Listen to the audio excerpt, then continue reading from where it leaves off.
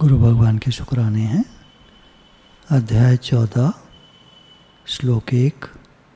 श्री भगवान बोले, ज्ञानों में भी अति उत्तम उस परम ज्ञान को मैं फिर कहूँगा जिसको जानकर सब मुनिजन इस संसार से मुक्त होकर परम सिद्धि को प्राप्त होते हैं। ऋते ज्ञानन्न मुक्ति, ज्ञान में जो रत है उसकी मुक्ति निश्चित है। तो भगवान कह रहे हैं कि ज्ञान में अति उत्तम उस परम ज्ञान को मैं फिर कहूँगा जिसको जानकर सब मुनिजन इस संसार से मुक्त होकर परम सिद्धि को प्राप्त हो जाते हैं। ऐसा ज्ञान बताऊंगा जिसको तुम अगर समझ लोगे, क्योंकि ज्ञान को पहले समझना होता है। अनुभव में तो बहुत देर में आता है। जैसे कोई बच्चा पढ़ाई करता है डॉक्टरी की, तो 10वीं के बाद ही उसकी लाइन चेंज हो जाती है। 12th में जब +2 में आता है, उसके बाद +2 के बाद फिर अगर मेडिकल में हो गया तो हो गया, नहीं तो 1 साल और लाइन चेंज हो जाती है, तैयारी करता है।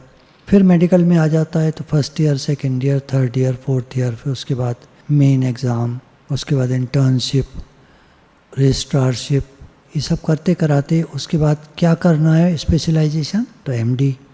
वो करके फिर उसकी राह निश्चित होती है कि वो क्या करेगा।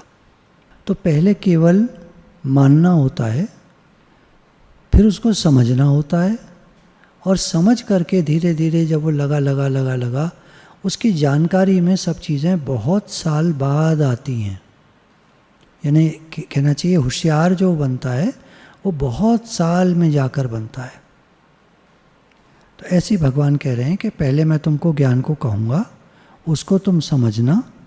जब सब कुछ समझ लोगे तो धीरे धीरे ठीक से उसको जान भी लोगे। जानना बुद्धि से, स्वयं से जान लोगे, निश्चय कर लोगे और इस संसार बंधन से मुक्त हो जाओगे।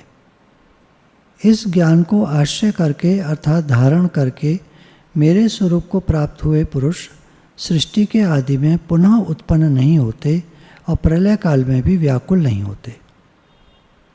भगवान कह रहे हैं कि जब तुम इस ज्ञान को आश्रय कर लोगे, धारण कर लोगे, मेरे स्वरूप को प्राप्त हो जाओगे, तो फिर तुमको बार बार जन्म मरण का चक्कर में नहीं आना पड़ेगा, तुम मुक्त हो जाओगे।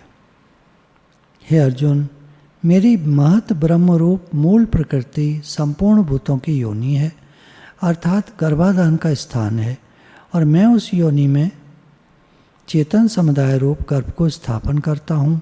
उस जड़ चेतन के संयोग से सब भूतों की उत्पत्ति होती है।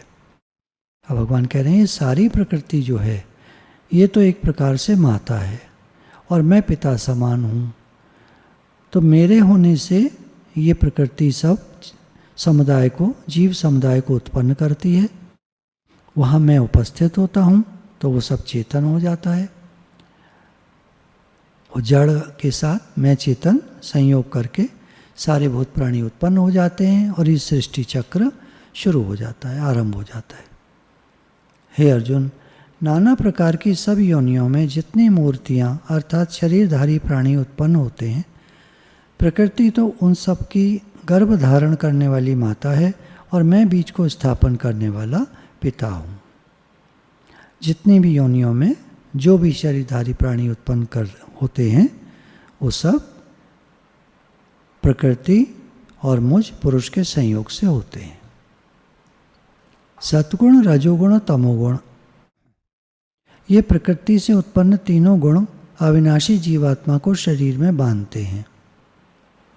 होता क्या है, मनुष्य गुणों के अधीन हो जाता है। जब वो जन्म लेता है तो कोई गुण उसको नहीं बांधता, निर्लेप न्यारा होता है बच्चा। जैसे जैसे बड़ा होता है तो माता पिता उसमें संस्कार डालते चले जाते हैं। वो संस्कार गुणों से प्रभावित होते हैं। हम अच्छे लोग हैं, अच्छा काम करना चाहिए, हम मंदिर जाते हैं, हम पूजा पाठ करते हैं। दूसरा लोग कहते हैं हम बिज़नेस करते हैं, हमारा बच्चा बड़ा बिजनेसमैन बनेगा, वो उसको उसी तरह पालते हैं, दिमाग में वही बातें डालते हैं। तीसरे वो लोग हैं जो तमोगुणी हैं, आलसी हैं या प्रमादी हैं या गलत काम करते हैं, स्मगलिंग करते हैं, गलत धंधे करते हैं, बेईमानियाँ करते हैं, चोरी ठगी करते हैं, बच्चों में वैसे ही संस्कार डाल देते हैं। उनके बच्चे जल्दी ही वो सब चीज़ें सीख जाते हैं। तो ये 3 गुण जीवात्मा को शरीर में बांध देते हैं, अर्थात पुनर्जन्म के चक्कर में डाल देते हैं। स्वभाव ही अगले जन्म में कैरी ऑन होता है, तो उसी हिसाब से अगले जन्म में वो बच्चा वैसा ही फिर बनता है। कभी कभी वो अच्छे माता पिता के घर में जन्म ले लेता है, जो तमोगुणी बालक होता है, यानी पिछले जन्म में तमोगुणी होता है, और अब वो माता पिता के बिल्कुल विपरीत आचरण करता है। माता पिता सोचते हैं कि हमारा बच्चा कैसा निकल गया, पर वो तो संस्कार लेकर आया है। काफ़ी कुछ संस्कार उसके चेंज होते हैं समय के साथ, पर फिर बेसिक संस्कार तो वैसे ही रहते हैं। जन्म मरण में फिर जाता है। गुरु मिल जाएं तो फिर काफ़ी संस्कार चेंज हो जाते हैं, परंतु आगे चलकर वो कैसा रहेगा कुछ कह नहीं सकते, क्योंकि जो संसारी बुद्धि के लोग होते हैं, कितना ही गुरु मेहनत करें, वो रहते संसारी बुद्धि के ही हैं। बड़ी भारी कृपा हो जाए गुरु की और भगवान की बड़ी भारी कृपा हो जाए तो उनकी बुद्धि पारमार्थिक हो जाए, नहीं तो संसारी बुद्धि वाले कितना भी सत्संग सुन लें, कितने भी सत्संग में लगे रहें, वो रहती उनकी बुद्धि संसारी है। ऐसा देखा गया है। तो कृपा चाहिए भगवान की, और भगवान है भी कृपा साध्य। वो अपने रास्ते पर उसी को लगाते हैं जिस पर कृपा करते हैं। बाकी लोग तो ज्ञान में लगकर उल्टा अहंकार और बढ़ा लेते हैं और अधोगति में चले जाते हैं। वृंदावन में कोई महंत थे आश्रम के, तो इतना पैसा आता था वहाँ, वो सब पैसा उन्होंने पर्सनली यूज़ कर लिया और अगले जन्म में वो अजगर बन के आए। कैसी कैसी योनियाँ मिल जाती हैं। एक बार एक महात्मा जी थे, तो रात को देर हो गई उनको, रास्ते पर जा रहे थे अपने आश्रम के लिए, तो देखते क्या है, रास्ते में एक पंडाल सा लगा हुआ है, वहाँ खूब पार्टी हो रही है और काफ़ी सारे साधु महात्मा हैं वहाँ। तो गए अंदर, भाई आप लोग कौन हैं, आपको पहले कभी नहीं देखा। तो कहते हैं लो पंडित जी प्रसाद खाओ, थोड़ा प्रसाद खाओ। प्रसाद पकड़ा देते हैं उनको दोने में।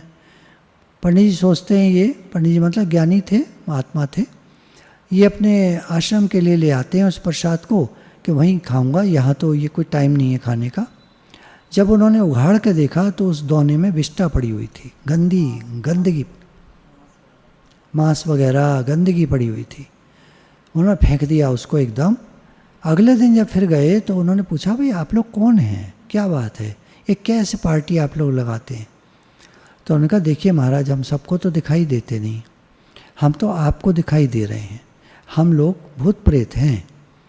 पिछले जन्म में, मतलब जब हम मनुष्य थे, तो हम लोगों ने यहीं पर वृंदावन में हमारे आश्रम थे, हम लोगों ने सब गलत काम किए, पैसा खूब मिसयूज़ करा, अपने ऊपर खर्च करा, दूसरों का पैसा खा गए। सर्व के हित के लिए था वो, जो देने के लिए, वो हम खा गए, हमने यूज़ कर लिया, और ये हमारी गति हुई है। अब तो हम भूत प्रेत योनियों में, अब हम यहाँ से जा भी नहीं सकते कहीं, क्योंकि हमारे वृंदावन वासी थे हम। तो भगवान ने कृपा की हुई है कि हमको वृंदावन में रखा हुआ है, लेकिन हमको अपने कर्मों का भुगतान तो करना ही पड़ेगा। तो हम लोग दुख पर दुख पाते रहते हैं, और रात को बस ये थोड़ा समय मिलता है पार्टी बनाने का, तो पार्टी करके फिर हम दिन भर हम दुख भोगते हैं। हमारी जो योनि है इसमें दुख मिलते हैं। तो फिर ऐसा बताते हैं कि उन महात्मा जी ने वहाँ पर नाम जप किया बैठ करके। कितने समय किया वो याद नहीं है, नाम जप किया, और वो धीरे धीरे सारे वो भूत प्रेत वहाँ से मुक्त होकर के भगवत धाम को चले गए। तो संत कितनी कृपा करते हैं। संत कृपा कर दें तो हम मुक्त हो जाएं, भगवान कृपा कर दें तो हम मुक्त हो जाएं, वरना हमारी बुद्धि तो जैसी है वैसी है, भगवान ही जाने। हे निष्पाप, उन तीनों गुणों में सत्गुण तो निर्मल होने के कारण प्रकाश करने वाला और विकार रहित है। वह सुख के संबंध से और ज्ञान के संबंध से, अर्थात उसके अभिमान से बांधता है। सतगुणी लोग जो हैं वो जब सत्संग में आते हैं, होते तो वो विकार रहित हैं, लेकिन होता क्या है कि सुख तो उनको भी प्रिय लगता है। सत्संग में आने से जो मानसिक सुख मिलता है वो उनको बांध लेता है। सतुगुण बंधन करने वाला है, अर्थात जैसे सोने की जंजीर कहते हैं। और ज्ञान के संबंध से, यानी उसका अभिमान हो जाता है कि अब हम तो सत्संग में जाने लगे, हम तो बड़ा ज्ञान समझ गए, अब तो हम भी ज्ञानी हो गए। उनको कह दो सत्संग करने को तो सबको ज्ञान सुनाए आएंगे, जीवन में लगा नहीं होता। उन्होंने देह से अलगाव तो किया नहीं है।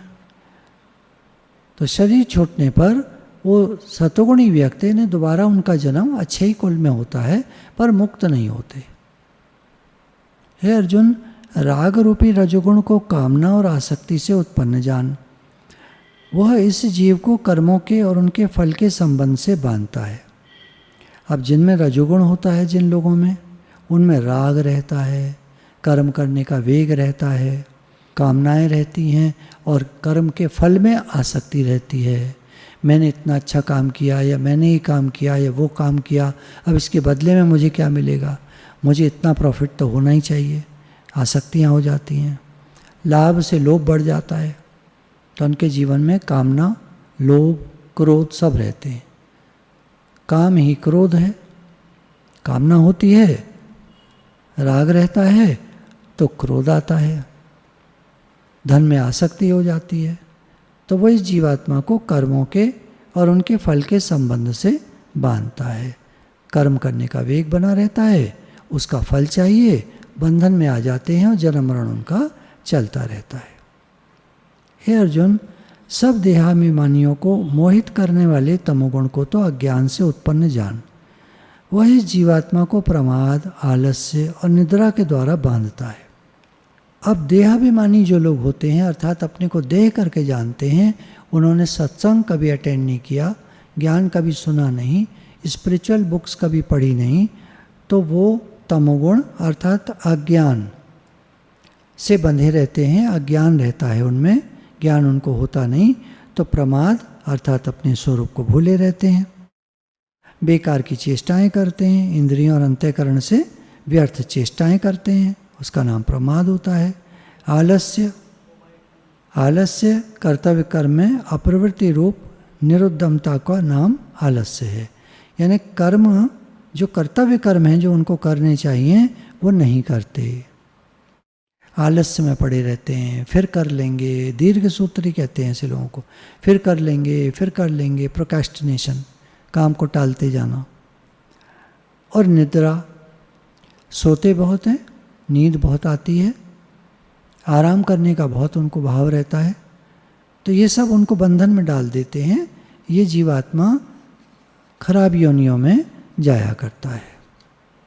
हे अर्जुन, सतगुण सुख में लगाता है, रजोगुण कर्म में, और तमोगुण तो ज्ञान को ढककर प्रमाद में लगा देता है।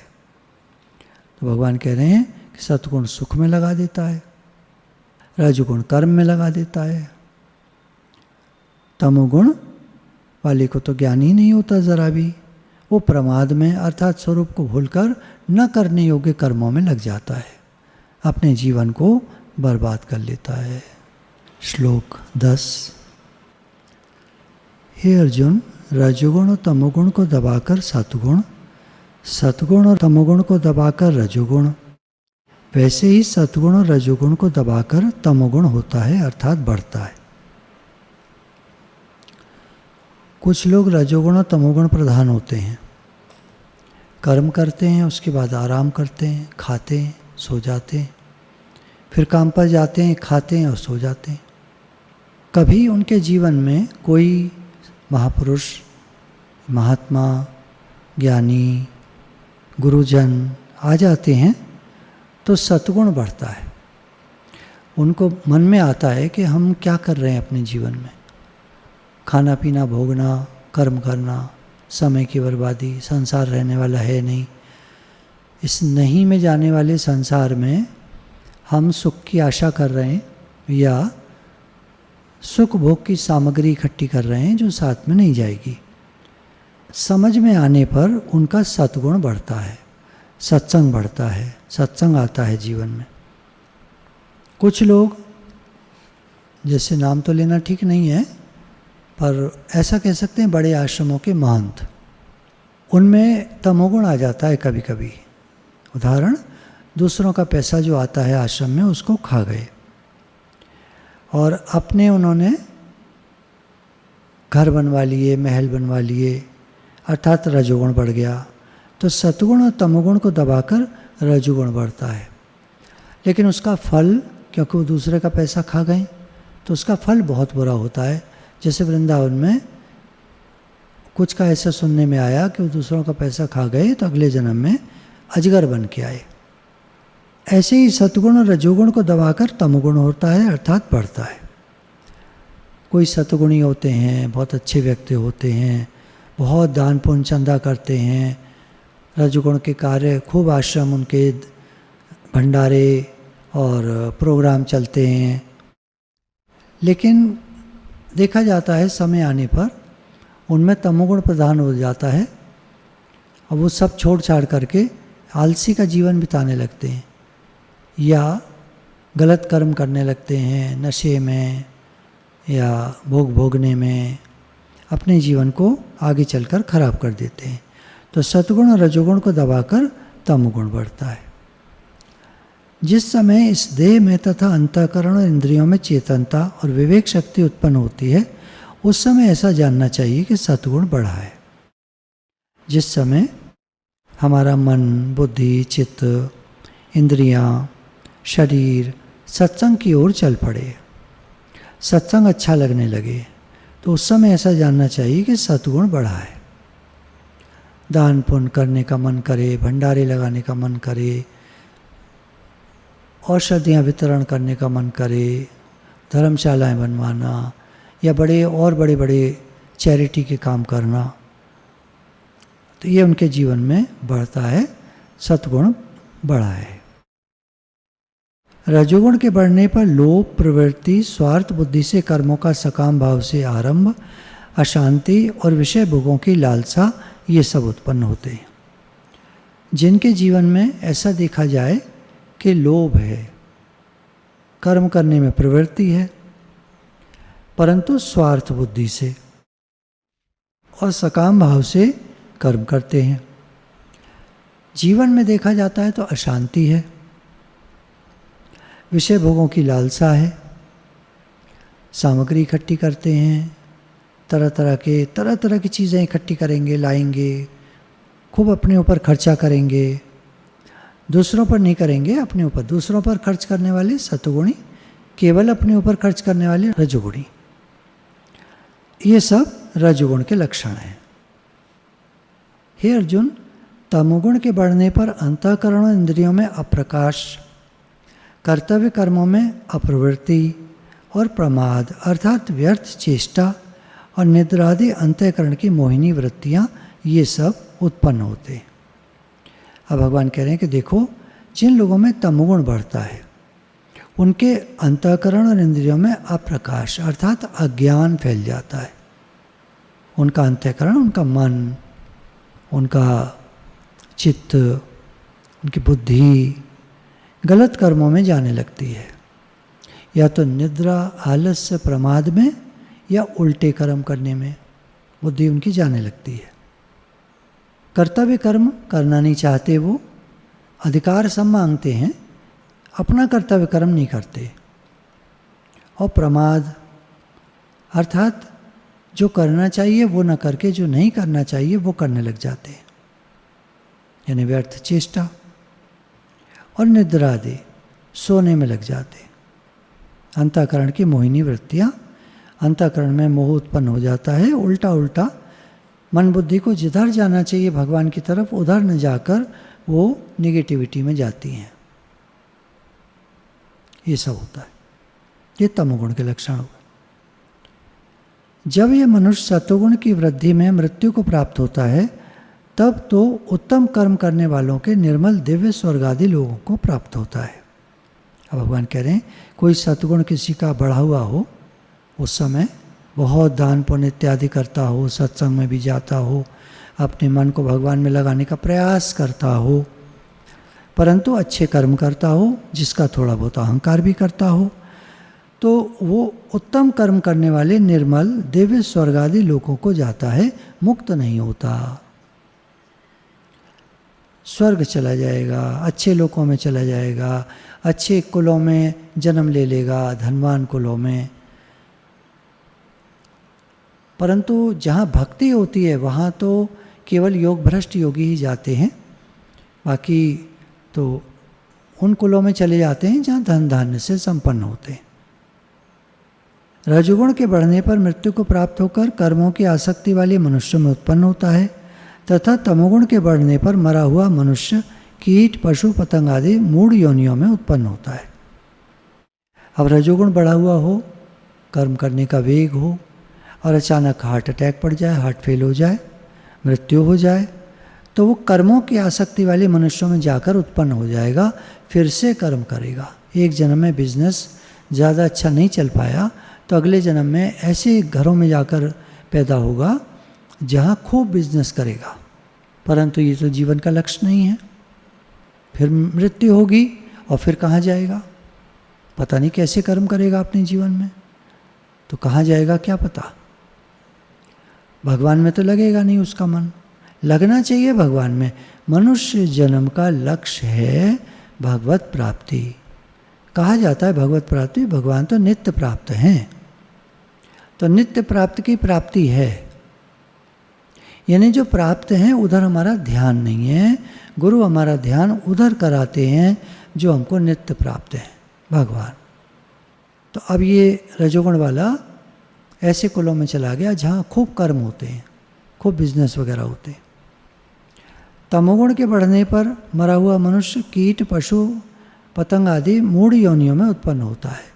तमोगुण बढ़ा हुआ है, सुस्ती, आलस्य, प्रमाद, शराब पीना, जुआ खेलना, हर गलत काम करना, गंदे आचरण, तो ऐसा कीड़ा बनता है। कीट, पशु, पतंग, इस तरह की चीज़ें, जानवर, ये सब बनते हैं, मूढ़ योनियों में चले जाते हैं। अब फिर इनसे अलग भगवान कह रहे हैं कि जो श्रेष्ठ कर्म करते हैं तो उसका श्रेष्ठ कर्म का तो सात्विक अर्थात सुख, ज्ञान और वैराग्य आदि निर्मल फल कहा है। जो लोग श्रेष्ठ कर्म करते हैं उनका फल जो है वो सात्विक निकलता है। श्रेष्ठ कर्म कौन से हैं? भगवान को अर्पण करके कर्मों को करना, सबको जो भी देना वो भगवान का भाव रखकर, सब रूप में भगवान है, इनका इन्हीं को अर्पण है, तेरा तुझको अर्प दिया क्या लागे मेरा। तो भगवान को याद करके, भगवान को समर्पित होकर के, भगवान के अर्पित करके वो कर्मों को करते हैं। भगवान मैं कुछ नहीं हूँ, सारी शक्ति आपकी है, आप ही कराने वाले हैं। तब जो कर्म करते हैं वो श्रेष्ठ कर्म है। उनका सात्विक अर्थात सुख, उनके जीवन में सुख होता है, ज्ञान होता है और वैराग्य आदि निर्मल फल, वैराग्य होता है उनको। जैसे किन्हीं महात्मा जी का सुनने में आता है कि जीवन भर तपस्या रही, जीवन भर तपस्या रही, कभी ज़्यादा पैसा नहीं था, घर के सारे लोग एक एक करके शरीर शांत हो गए, कारोबार चल नहीं पाया, कोई काम काज नहीं, अपने भी बच्चे हुए, शादी की हुई थी, बच्चे हुए, तो ऐसे करते कराते सबके लिए जीना, सबके लिए करना, जो अपने पास होता था। एक बार केवल 10 किलो आटा उनके पास था और उन्होंने, एक व्यक्ति आश्रम से आ गया कि हमारे गुरुजी का भंडारा है, आप कृपा करके कुछ दे दीजिए, तो उन्होंने उठा करके वो 10 किलो आटा दे दिया और खुद भूखे सो गए। छोटे बच्चे भी थे, वो भी भूखे सो गए। इतना त्याग, तपस्या, तो उनको फिर आगे चलकर वैराग्य आ जाता है, इस संसार से भरपूर वैराग्य आ जाता है कि इस संसार में कुछ नहीं रखा, कुछ सार नहीं है, केवल एक भगवान ही अपने हैं, बाकी कुछ अपना है नहीं। तो उत्तम कुलों में जाकर के भगवान की तरफ बढ़ते हैं, भक्ति मिलती है उनको अगले जन्म में, और भक्ति के बल पर भगवान से मिलकर एक हो जाते हैं। राजस कर्म का फल दुख, जो रजोगुणी कर्म करते हैं बहुत, उनका फल दुख होता है। रजोगुण का फल है दुख और क्लेश। जीवन में क्लेश रहेगा और दुख रहेगा। इसलिए ज़्यादा ये सब सत्संग में आने के बाद भी ज़्यादा प्रोग्राम वगैरह करना, ज़्यादा लोगों का आना जाना, ज़्यादा लोगों से मिलना, ज़्यादा लोगों से बातचीत, इस सब का फल है दुख और क्लेश। लोग तो आकर अपना आनंद ले जाते हैं और जो संत जी हैं वो दुखी हो जाते हैं, बहुत स्ट्रेन पड़ता है। तो ये रजोगुणी कर्म हो गया। संत को तो चाहिए वो अपने अभ्यास में रहे, कोई आ गया तो ठीक है, कोई भीड़ भंडारे नहीं लगाते, वो अपने अभ्यास में रहते, उनका भगवान से प्रेम बढ़ता जाता है। एवं तामस कर्म का फल है अज्ञान। जो तमोगुणी कर्म करते हैं उनको फल मिलता है अज्ञान, अर्थात वो घोर अंधकार में जाकर, जन्म मरण के चक्कर में जाकर कीड़े पशु इत्यादि बनते हैं। फिर भगवान रिपीट कर रहे हैं, सतगुण से ज्ञान उत्पन्न होता है, रजोगुण से निसंदेह लोभ तथा तमोगुण से प्रमाद और मोह उत्पन्न होते हैं और अज्ञान भी होता है। तो भगवान कह रहे हैं अगर कोई सतगुणी जीवन बिताता है, सतगुण में रहता है, सत्य का आचरण करता है, भगवान से जुड़ा रहता है, सारे कर्म भगवान को अर्पण करता है, भगवत बुद्धि से भगवत प्रीत्यर्थ कर्म करता है, वहाँ ज्ञान उत्पन्न होता है। उसको ज्ञान हो जाता है, उसकी भक्ति प्रगाढ़ हो जाती है, ज्ञानी भक्त बन जाता है और भगवान को पाता है। रजोगुण से निसंदेह लोभ, और लोभ का फल है दुख, क्लेश। क्योंकि लोभ कभी किसी का पूरा होता देखा नहीं गया। लोभ में जब लाभ हो जाता है तो और लोभ बढ़ जाता है। 3 का 5, 5 का 8, 8 का 12, 12 का 16, 16 का 20, 20 का 26, 26 का 32, बढ़ता चला जाता है। अब इतने करोड़ हो गए, अब इतने करोड़ हो गए, अब इतना और कर लूँ तो इतने करोड़ हो जाएंगे। तो लोभ का फल है दुख और क्लेश। रजोगुण से लोभ उत्पन्न होता है, तमोगुण से प्रमाद, मोह और अज्ञान उत्पन्न होता है। जो तमोगुणी कर्म करते हैं, शास्त्र विरुद्ध कर्म करते हैं, भगवान को मानते नहीं, तो अपने स्वरूप को भूल जाते हैं, भगवान को जानते पहचानते नहीं, प्रमाद और मोह, अपने वालों से मोह करते हैं, अज्ञान रहता है, दुख रहता है, जीवन में परेशानियां और दुख रहते हैं, दूसरों को भी दुख देते हैं, खुद भी दुखी रहते हैं।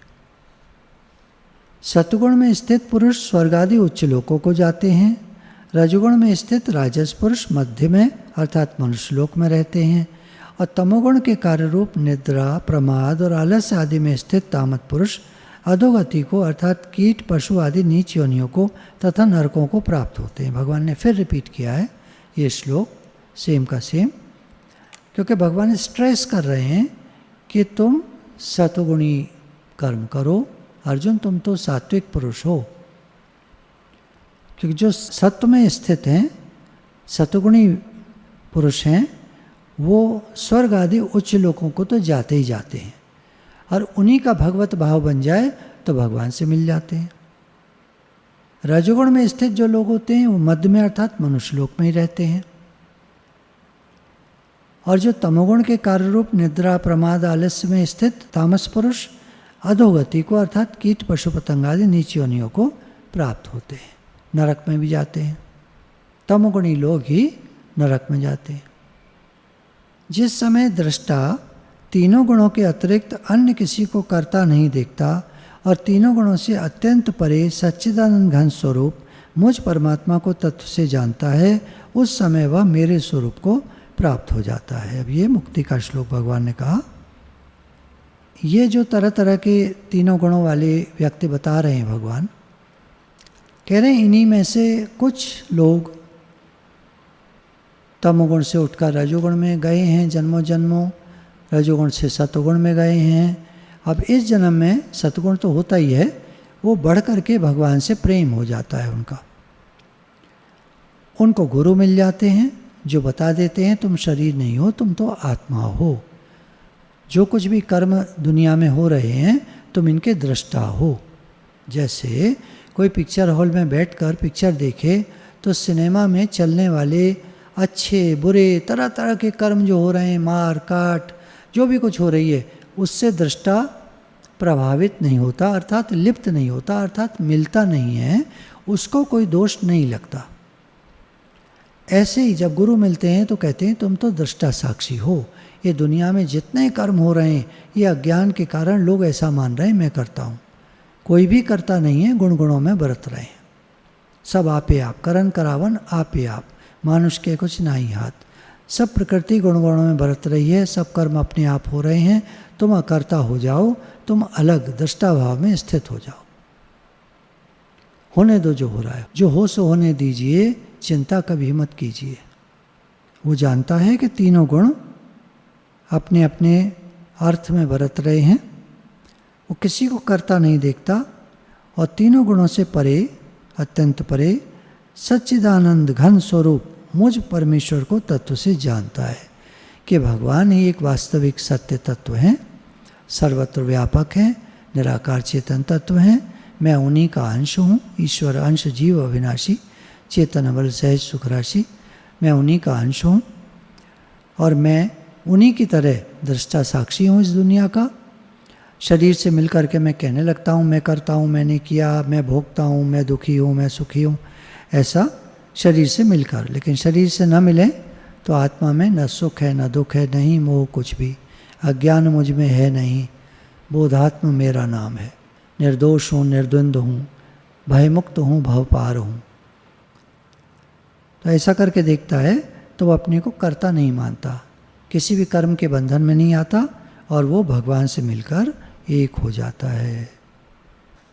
यह पुरुष शरीर की उत्पत्ति के कारण रूप इन तीनों गुणों को उल्लंघन करके जन्म, मृत्यु, वृद्धावस्था और सब प्रकार के दुखों से मुक्त हुआ परमानंद को प्राप्त होता है। भगवान कह रहे हैं कि ये पुरुष शरीर की उत्पत्ति के कारण रूप, शरीर की उत्पत्ति कैसे होती है?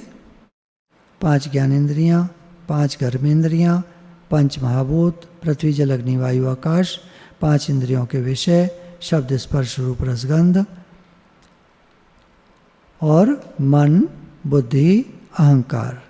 इस तरह 23 तत्वों का पिंड रूप ये स्थूल शरीर प्रकृति से उत्पन्न होने वाले गुणों का ही कार्य है। इसलिए इन तीनों गुणों को इसी का उत्पत्ति का कारण कहा है। इन तीनों गुणों से मिलकर शरीर उत्पन्न होता है। अब हम किस गुण से मिलते हैं? आपने देखा होगा मन में सब प्रकार की बातें आया करती हैं समय समय पर। कभी कामनाएं आती हैं, कभी क्रोध आता है, कभी लोभ आता है, कभी मोह की वृत्ति आती है, कभी अहंकार बहुत बढ़ जाता है, कभी हम अच्छा काम करने लगते हैं, कभी हम बुरे काम करने लगते हैं। मन में सोच तरह तरह की आती है, मैं किसी के लिए अच्छा काम कर दूं, किसी पर गुस्सा आता है तो मैं इसका अनिष्ट कर दूं। कभी देखते हैं लोग बहुत काम करके राइज कर रहे हैं, पैसा कमा रहे हैं, तो मैं भी वही कर लूं। तो ये सब सत्गुण, रजोगुण, तमोगुण इसके मन को, व्यक्ति के मन को प्रभावित करते रहते। अब वो व्यक्ति जो स्वयं है अर्थात आत्मा, वो चाहे तो इन चीज़ों से मिले, चाहे ना मिले। मैं इनसे अलग हूँ, निराकार चेतन तत्व हूँ, मैं भगवान का हूँ, भगवान मेरे हैं। तो मैं भगवान का हूँ तो मैं भगवान से जाके मिलूँ, इन चीज़ों से क्यों मिलूँ? अच्छे कर्म, बुरे कर्म सब दुनियावी चीज़ें हैं। तो मैं दुनियावी तो हूँ नहीं, मैं तो अलौकिक हूँ, मैं तो विलक्षण हूँ, पारलौकिक हूँ, मैं तो भगवान का हूँ। भगवान इस लोक के नहीं हैं, अलौकिक हैं, इस लोक से परे, मैं भी उन्हीं का हूँ। तो उनसे मिलकर एक होना है। तो अब वो इन तीनों गुणों को समझ जाता है, उल्लंघन कर जाता है, जन्म, मृत्यु, वृद्धावस्था और सब प्रकार के दुखों से मुक्त हुआ परमानंद को प्राप्त होता है। सब प्रकार के दुखों से मुक्त हो जाता है, आनंद में रहता है, और जब शरीर छूटता है तो भगवान से मिलकर एक हो जाता है। परमानंद की अवस्था में उसका शरीर छूटता है, भगवान को ही देखता है। तुम सामने हो मेरे, मेरा दम ही निकल जाए, तो उसकी ऐसी स्थिति होती है कि उसको भगवान का दर्शन, भाव, कुछ भी कहें क्या होता है हमें नहीं मालूम आखिरी समय में, पर उसका क्योंकि निश्चय अपना भगवान से मिला हुआ है तो भगवान से मिलकर एक ही होता है। श्लोक 21। अर्जुन बोले, इन तीनों गुणों से अतीत पुरुष किन किन लक्षणों से युक्त होता है? अब भगवान ने तीनों गुण बताए थे, ये पीछे हम पढ़े हमने। अब अर्जुन के मन में प्रश्न उठा कि इन तीनों गुणों से अतीत भी तो कोई होता होगा, क्योंकि तीनों गुण बांधने वाले हैं। सतगुण सुख से बांधता है और उच्च लोकों को ले जाता है। रजोगुण वाला पुरुष मनुष्य लोक में ही रहता है। तमोगुण निद्रा प्रमाद आलस्य में स्थित पुरुष अधोगति को अर्थात कीट पशु पतंग आदि नीच योनियों को तथा नरकों को प्राप्त होते। ये 3 गुणों की बात हो गई। अब इनसे जो विलक्षण पुरुष है, अलग है, वो किन किन लक्षणों से युक्त होता है और किस प्रकार के आचरणों वाला होता है, तथा हे प्रभु मनुष्य किस उपाय से इन तीनों गुणों से अतीत हो सकता है, कैसे बचे। आपने कहा संसार में गुण गुणों में बरत रहे हैं, प्रकृति अपना कार्य करती है और हम दृष्टा साक्षी हैं। अब ये जो 3 गुण हैं ये अपना अपना काम कर रहे हैं, करा रहे हैं आदमी से, कैसे बचा जाए। श्री भगवान बोले, हे अर्जुन, जो पुरुष सतगुण के कार्य रूप प्रकाश को, यानी जो चेतनता होती है अंदर में, कहेंगे ज्ञान होता है, समझ होती है, और रजोगुण के कार्य रूप प्रवृत्ति को, जब रजोगुण बढ़ता है तो आदमी प्रवृत्ति में कर्म करने में लग जाता है, उसके अंदर वेग आ जाता है, काम और क्रोध का वेग ये रजोगुणी व्यक्ति को रहता है, तथा तमोगुण के कार्य रूप मोह को, तमोगुण बढ़ेगा तो मोह बढ़ेगा। अब ये जो तुमने त्रिगुणातीत पुरुष की बात पूछी अर्जुन, तो ये जो व्यक्ति है इनके प्रवृत्त होने पर इनसे द्वेष नहीं करता, और निवृत्त होने पर यानी तीनों गुण हट जाएं उसके आगे से, वो निर्लेप न्यारा हो जाए, ऐसी कोई आकांक्षा भी नहीं करता है। क्यों?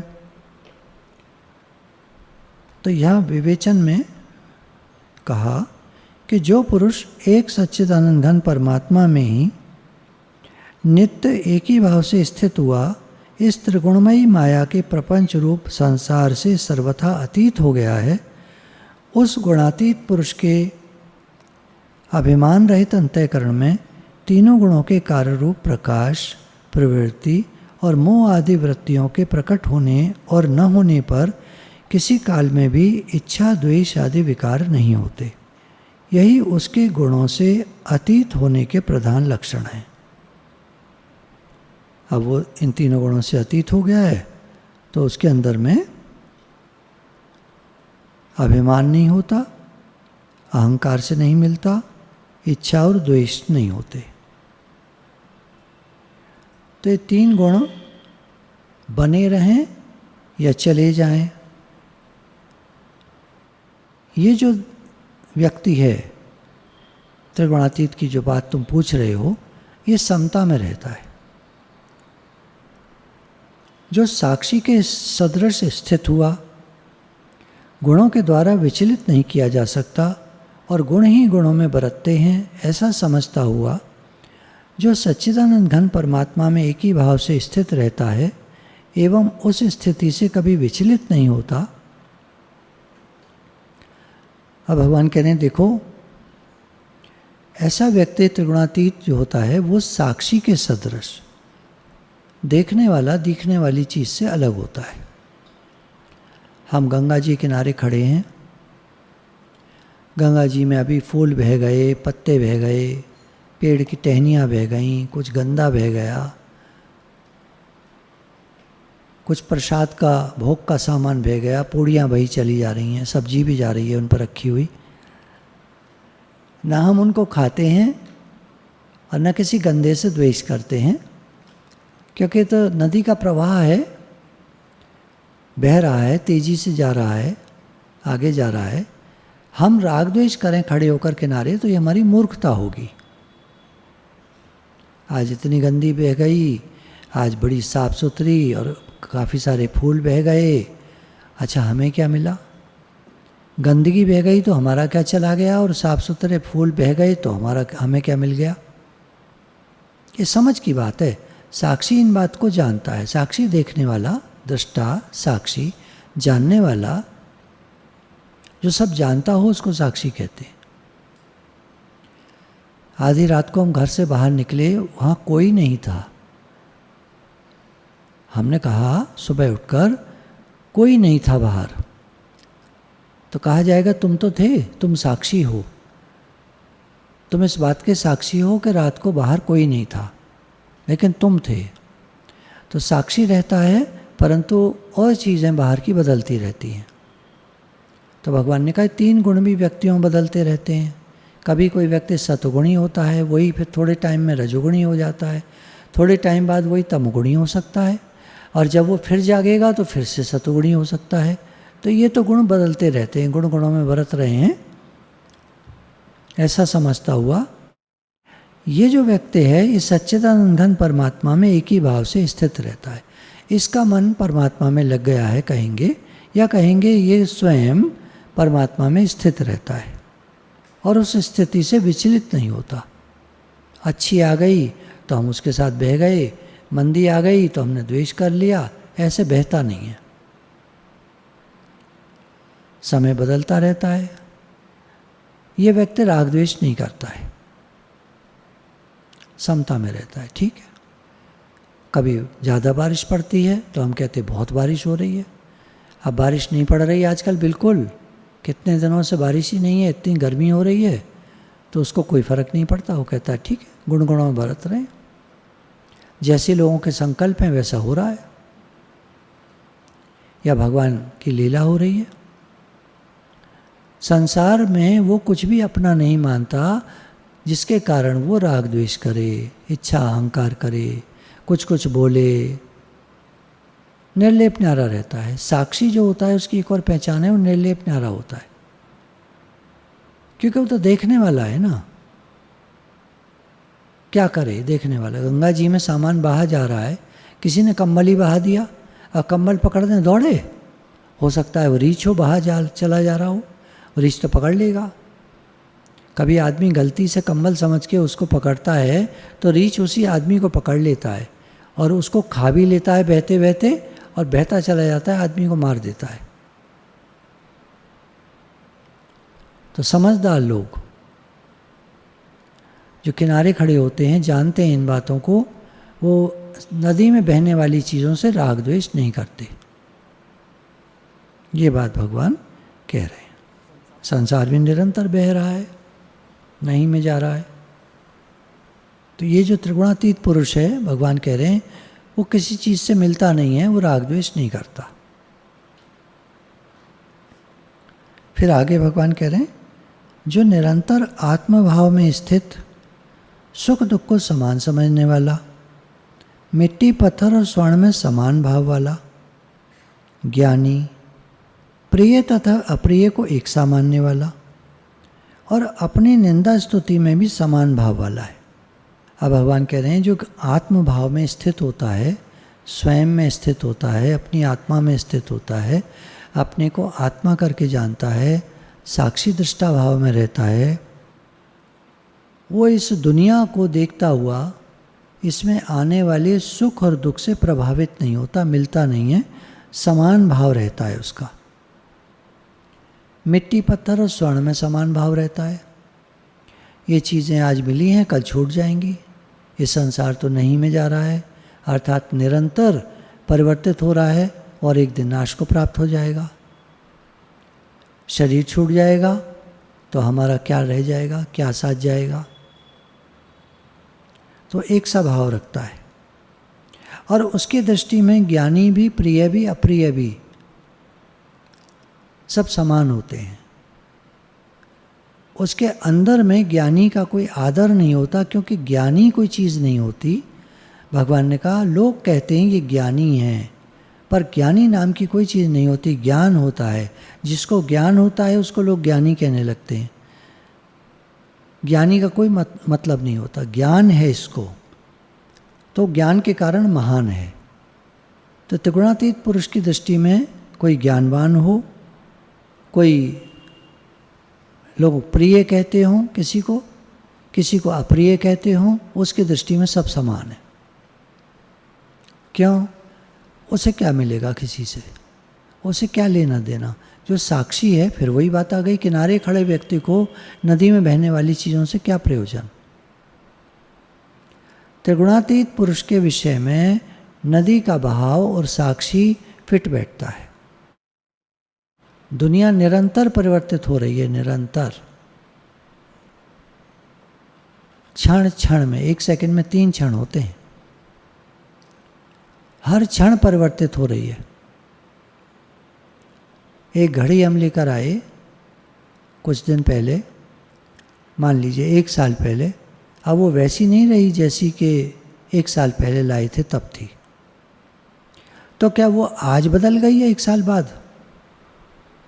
आज की जो स्थिति है उसकी, वो 1 साल में लगातार बदल रही थी, तो आज की स्थिति देखने में आ रही है। लगातार परिवर्तन हो रहा है, निरंतर। बच्चा जो बड़ा हो रहा है वो 1 साल में हमको नहीं पता चलता, लेकिन कोई 1 साल बाद आता है, कहता है अरे ये तो बड़ा हो गया। तो क्या आज बड़ा हो गया? वो तो लगातार बढ़ रहा है, और लगातार बढ़ने को हमारी दृष्टि कैच नहीं कर पा रही, लेकिन अचानक 1 साल बाद आने वाले व्यक्ति को वो समझ में आता है ये तो बड़ा हो गया। ऐसे ही निरंतर संसार परिवर्तित हो रहा है, क्योंकि हम रोज़ देख रहे हैं अपने घर को, अपनी चीज़ों को, अपने घर वालों को, तो हमें नहीं लग रहा ये सब बूढ़े हो रहे हैं, पर वो लगातार चेंज हो रहे हैं। और अपनी निंदा स्तुति में भी समान भाव वाला है। उसकी कोई प्रशंसा करे, उसकी कोई निंदा करे, वो उसमें भी समान भाव रखता है। क्योंकि जब दुनिया को हम दृष्टा भाव से देख रहे हैं, दुनिया का कोई इफ़ेक्ट हम अपने मन पर नहीं ला रहे, तो निंदा स्तुति का इफ़ेक्ट ले आएंगे। सब कुछ मर रहा है तो कोई फ़र्क नहीं पड़ता, हमारे ऊपर कोई बात आ जाए तो हम चाय चाय मचा दें, तो ये त्रिगुणातीत नहीं हुआ। त्रिगुणातीत का भगवान कह रहे हैं कि वो निंदा स्तुति का भी उसको कोई फ़र्क नहीं पड़ता। वो जानता है सब नाटक है, सब मिथ्या है, सब माया मात्र है। संसार रूपी पिक्चर चल रही है, अब उसमें कोई सतोगुणी व्यक्ति है, कोई रजोगुणी है, कोई तमोगुणी है, कोई मार रहा है एक दूसरे को, कहीं सोना चांदी बहुत भरा पड़ा है, कुछ लोग भूखे मरे जा रहे हैं। वो सब देखकर वो अंदर से आत्मभाव में स्थित रहता है। बाहर से क्या सेवा करता है, क्या क्रियाएं करता है, उनके दुख दूर करने का प्रयास करता है, इसके बारे में भगवान ने मेंशन नहीं किया है, क्योंकि भगवान तो अंदर की बात कर रहे हैं। बाहर की तो, बाहर का रोल तो सबका फ़र्क होता है, वो क्या क्रिया करेगा नहीं मालूम, पर अंदर की बात यह है कि उसका भाव समान रहेगा। वो देखकर ऐसा जानेगा ये सब संसार पिक्चर की तरह है, नाटक की तरह है, ये सब चल रही है। तो देखने वाला दृष्टा की पंक्ति में बैठा हुआ व्यक्ति सामने पर्दे पर चलती हुई पिक्चर में तरह तरह के सीन आते हैं, वो उठ के कभी खड़ा नहीं हो जाता, कभी चिल्लाता नहीं है, कभी रोता नहीं है, कुछ कांड थोड़ी करता है, चुपचाप बैठा देखता रहता है। अंदर में तो उसके कुछ कुछ होता है, पर बैठा देखता रहता है। खैर ये तो दृष्टांत हुआ, फिट नहीं बैठेगा पूरा। त्रिगुणातीत व्यक्ति सारे संसार को देख रहा है, उसमें होने वाली चीज़ों को देख रहा है, वो समता में रहता है। जो मान और अपमान में सम है, मित्र और वैरी के पक्ष में भी सम है, एवं संपूर्ण आरंभों में कर्तापन के अभिमान से रहित है, वह पुरुष गुणातीत कहा जाता है। अर्जुन का प्रश्न था कि वो किन किन लक्षणों से युक्त होता है और उसका आचरण कैसा होता है, तो भगवान उसी का जवाब लगातार दे रहे हैं। मान और अपमान में सम होता है, मित्र और वैरी के पक्ष में भी सम होता है, अंदर से सम रहता है, एवं संपूर्ण आरंभों में कर्तापन के अभिमान से रहित होता है। कुछ भी क्रियाएं उसके जीवन में होती रहीं, लोगों ने कहा आपने बहुत अच्छा करा, वो अपने में मानता ही नहीं है। वो कहता है सब गुणों में बरत रहे, क्रियाएं हो रही हैं, करण करावन आपे आप, मानुष के कुछ नहीं हाथ। अंदर में वो जानता है कि मेरे हाथ में कुछ नहीं है, सब भगवान की लीला हो रही है। ऐसा पुरुष गुणातीत कहा जाता है। फिर आगे भगवान कह रहे हैं, और जो पुरुष अव्यभिचारिणी भक्ति योग के द्वारा मुझको निरंतर भजता है, वह भी इन तीनों गुणों को भली भांति लांघ कर सच्चिदानंद घन ब्रह्म को प्राप्त होने के लिए योग्य बन जाता है, क्योंकि उस अविनाशी पर ब्रह्म का और अमृत का तथा नित्य धर्म का और अखंड एक रस आनंद का आश्रय मैं हूँ। अब भगवान कह रहे हैं त्रिगुणातीत पुरुष की बात जो तुमने पूछी थी वो तो मैंने कह दी, अब आगे सुनो। एक मेरे भक्त हैं जो अव्यभिचारी हैं। पहली बात, व्यभिचार नहीं करते। अगर उन्होंने कह दिया मेरे तो गिरधर गोपाल दूसरों न कोई, तो अब उनके अंदर में निश्चित हो गया, अब वो किसी और दूसरे को अपना नहीं मान सकते, वो संसार में कुछ भी अपना नहीं मान सकते, अर्थात वो संसार के आश्रय से रहित हो गए हैं। केवल एक भगवान का आश्रय ले लिया है भक्ति योग के द्वारा। भक्ति योग व्याख्या में देखें, केवल एक सर्वशक्तिमान परमेश्वर वासुदेव भगवान को ही अपना स्वामी मानता हुआ स्वार्थ और अभिमान को त्याग कर श्रद्धा और भाव के सहित परम प्रेम से निरंतर चिंतन करने को अव्यभिचारी भक्ति योग कहते हैं। भगवान कह रहे हैं ऐसा पुरुष मेरे को निरंतर भजता है, वह भी त्रिगुणातीत पुरुष की तरह इन तीनों गुणों को भली भांति लांघ कर सच्चिदानंद घन ब्रह्म को प्राप्त होने के लिए योग्य बन जाता है। अर्थात मेरा भक्त भी बिल्कुल वैसा ही हो जाता है जैसा तुमने त्रिगुणातीत पुरुष के विषय में पूछा। त्रिगुणातीत पुरुष को कई सारी बातें जीवन में लानी होती हैं, भक्त को केवल एक बात लानी होती है, हे नाथ मैं आपकी शरण में हूँ, और उसी से वो त्रिगुणातीत पुरुष के समान हो जाता है। क्योंकि उस अविनाशी परब्रह्म का, अमृत का, नित्य धर्म का और अखंड एक रस आनंद का आश्रय मैं हूँ। तो जो बातें योगियों को, धीर पुरुष को, संयमी पुरुष को, राजयोगी, हठ योगी, ध्यान योगी, सांख्य योगी, अनेक मत मतांतर वाले लोग आखिर में मेरा ही आश्रय लेते हैं बहुत तपस्या करने के बाद, क्योंकि मैं अपनी कृपा से ही मिलता हूँ। तो ये जो मेरा भक्त है ये हर बात को देखकर समझ गया है और शुरू से ही वो अनन्याश्रितः अन्य किसी का आश्रय न लेकर केवल एक मेरा आश्रय लेता है और मुझे प्राप्त कर जाता है। बोलिए सच्चिदानंद भगवान की जय। यहाँ पर अध्याय 14 पूरा होता है।